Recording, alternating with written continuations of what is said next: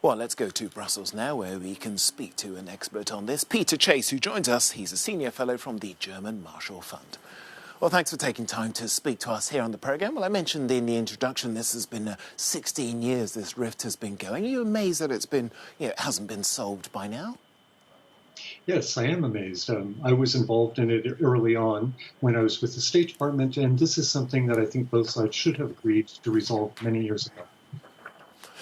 How much pressure are both sides under to come up with the goods, as it were, in this? Because I'm thinking of the emerging economies which are getting stronger, not to mention the BRICS nations. The short answer is they're under a lot of pressure. Again, this is a problem that should have been resolved. They know, both in Europe and the United States, that the competition from China is right behind them, that China will do a lot of subsidies if these subsidies are not disciplined. And in this case, both the United States and Europe have been found having done so illegally. They should just get beyond it, and they both know what they need to do.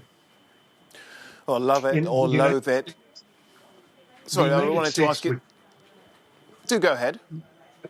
Okay, I'm sorry. The United States would say, by the way, that it has completed the last step that it needs to do to end the subsidies completely.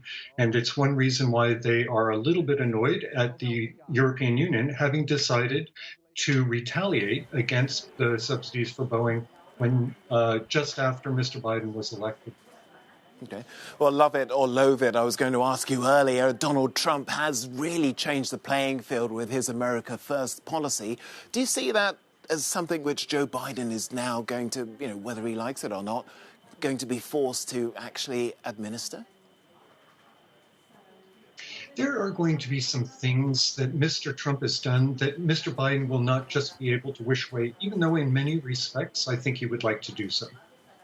The steel tariffs that were done for national security purposes, those are protective of steel workers in the middle America. So it's not going to be easy for Mr. Biden to simply get rid of them immediately. I think that he has a plan to do so, which might be a declining safeguard action for steel and aluminum. I do not know that. It's just one of the things that I think that people are considering.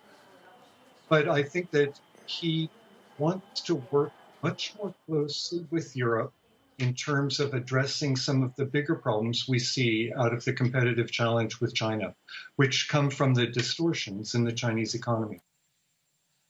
Peter Chase, a senior fellow at the German Marshall Fund of the United States. Thanks for joining us here and giving us your insightful analysis.